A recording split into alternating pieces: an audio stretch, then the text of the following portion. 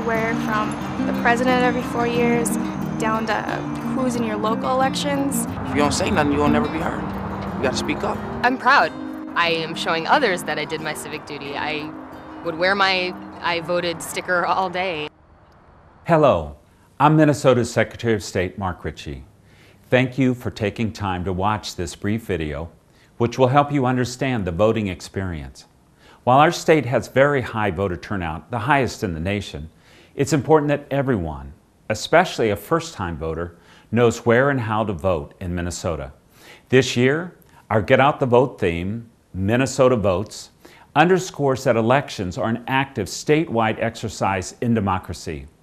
Voting is a right protected for you by generations of sacrifice by Americans. Use that right. Take your place in our democracy and help set the direction for Minnesota and for our nation. We want to be sure you're ready to vote, and we think that after watching this presentation, you'll see how easy voting is. But before we start, if you have any questions, here are some ways to get answers. Our web address is mnvotes.org, and our telephone number is 1-877-600-VOTE.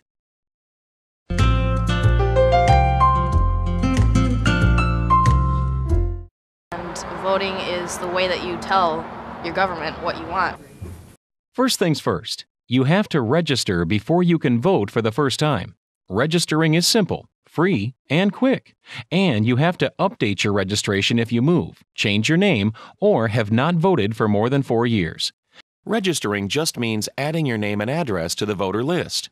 To be eligible to register, a person must be at least 18 years old on Election Day, be a citizen of the United States, have resided in Minnesota for 20 days immediately preceding Election Day, maintain residence at the address given on the registration form, not be under court-ordered guardianship in which the order revokes their right to vote, have not been found by a court to be legally incompetent to vote.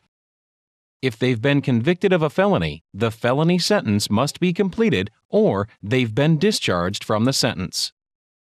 You can get a voter registration application online, or you can pick up an application at your county auditor's office and many other places such as libraries, government offices, and community events.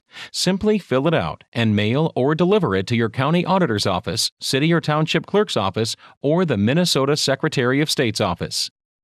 You can also register to vote at the polling place or at the same time you complete an absentee ballot, which we'll come back to in a few minutes.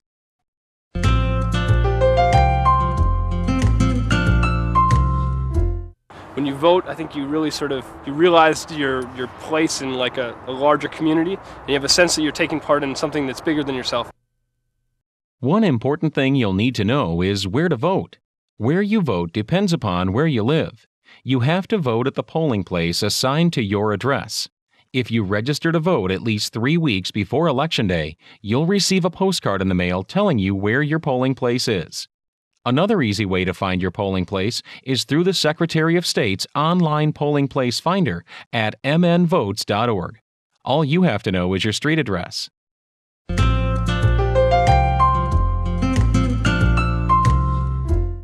I had just turned 18 and I actually had a woman showed me exactly where I needed to go, when I needed to go. It was a really positive experience. When you arrive at the polling place to vote, you'll be directed to one of the people who helps run the polling place and assists voters called an election judge. You'll want to see the election judge with the list of voters, also known as the roster, to sign in. An election judge will show you how the ballot is organized and will explain the voting process. It's totally up to you if you want help. The judges are available to help you if needed. When you're ready to mark your ballots, an election judge will hand you the appropriate ballot and direct you to the voting booth so you can mark your ballot in private. If you make a mistake in marking your ballot, that's not a problem. Just ask an election judge for a new ballot. Only your new ballot will be counted. Once you've filled out your ballot, you'll deposit it in the ballot counter or ballot box. Then, an election judge will offer you an I voted sticker. Wear it with pride. It's that simple. If you're unsure about the voting process, ask an election judge at the polls to help. Or bring a friend or family member to show you. Take part in the election process. Your vote is important. We've just seen the voting process for those who are already registered to vote at their current address. If you haven't registered by Election Day or need to update your registration, you can do that right at your polling place. When you arrive at the polling place, just tell an election judge that you need to register, and the judge will walk you through the process. You'll need to fill out a voter registration application and show one of these forms of proof of residence: a valid Minnesota driver's license, Minnesota ID card, learner's permit, or a yellow receipt for any of these that has your current address. Or you can show a photo ID that does not have your current address along with a document that does have your current address. In this case, you can use any of the following photo IDs even if they're expired: Minnesota driver's license, Minnesota ID card, U.S. passport, U.S. military ID card, Minnesota college or university student ID card, or a tribal ID card with your signature. The following documents with your current address can be used along with a photo ID: a current student fee statement or utility bill with a due date 30 days before or after the election, or a rent statement from your landlord showing utility expenses. Utility bills could have been received in the mail or electronically and can be for gas, electric, solid waste, water, sewer, phone, cell phone, television, or internet provider services. Other options for providing proof of residence are a current valid student ID if your name appears on a housing list provided to election officials by your college or university, a tribal ID card with your name, address, signature, and picture, a notice of late registration if you received one from your county auditor or city clerk. If you were previously registered to vote and have moved within your precinct or changed your name, a current voter registration within the precinct. Or you can ask another voter who is registered in the precinct to vouch for your residence in the precinct. Another voter can vouch for you even if they also registered on Election Day, also known as same-day registration, as long as they were not vouched for. Finally, if you live in a residential facility such as a nursing home, group home, battered women's shelter, or homeless shelter, an employee of the facility may vouch for you. Once you've registered to vote, you'll be given a ballot receipt and complete the rest of the voting process just like any other voter.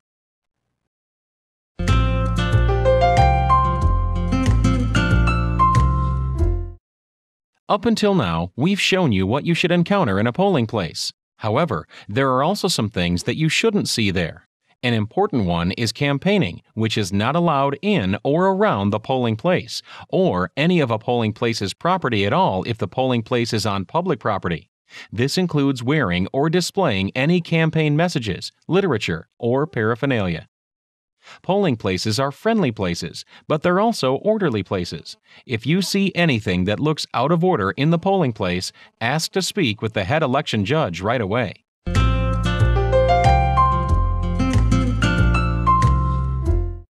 I think people with disabilities are just like everyone else. They want to be treated with respect and with dignity. If you do have a permanent or temporary disability, we want you to know that you'll be able to vote like everyone else. By law, polling places are required to be physically accessible. In addition, election judges know that many people with disabilities need no help at all, but they're there to help if you ask. For example, if you are unable to enter the polling place, you may vote from your vehicle with the assistance of 2 election judges from 2 different major political parties. During this process, they'll bring voting materials out to you, wait while you vote, then bring the materials back into the polling place and deposit them correctly. Judges will also be able to help voters with visual impairments. For example, an election judge might help a voter by providing a signature guide or a magnifying glass. Judges might also talk a voter with a visual impairment through the voting process and might read the ballot to the voter. Each polling place will have a voting station containing a ballot marking machine designed for voters with disabilities. This machine can display the ballot in large print on a computer screen and can provide spoken voting instructions over headphones for use with a keypad to make your selection.